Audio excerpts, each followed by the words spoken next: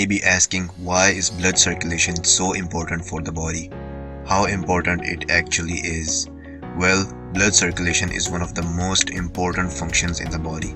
It supplies oxygen to the brain and other organs. It's what makes our bodies work. It also promotes healthier skin and helps with cell growth. There are about 60,000 miles of blood vessels in the human body, and along with the heart and other muscles, they make up the circulatory system. The role of this network of roadways is to carry blood to every corner of your body. However, when your circulation is poor, it slows or blocks the blood flow, and the cells in the body can't get all the oxygen and nutrients they need. When this happens, when someone is suffering from reduced blood flow, they develop poor circulation symptoms. This usually happens in the extremities, and the most common causes of it include diabetes, obesity, heart conditions, and arterial issues. People suffering from poor blood circulation experience symptoms like muscle cramps, tingling, numbness, throbbing, or stinging pain in the limbs.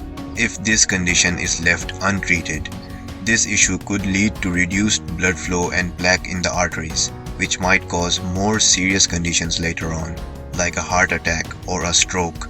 Poor circulation can lead to complications, some of them serious and even life-threatening. Remember guys, prevention is better than cure. This is why it is so important to improve blood flow in the body. And now, I'll tell you guys some of the most effective natural ways to do so. Let's start with the number one. Number one, regular exercise boosts circulation.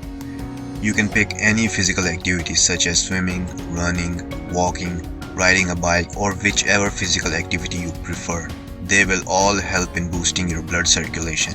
Number two, massage boosts blood circulation by stimulating the blood flow in the area that is being massaged. Number 3. Drinking plenty of water helps in boosting your blood flow. Number 4. Avoid smoking. Smoking increases the risk of developing conditions that cause poor circulation.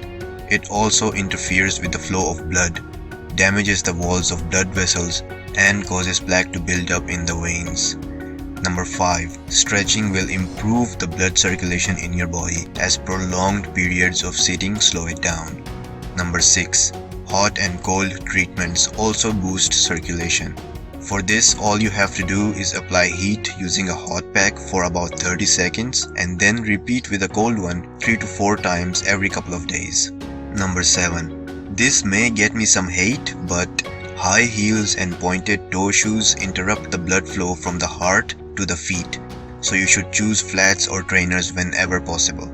If you like the video, give it a thumbs up and share it with your friends. For more recipes and tips, subscribe to the channel.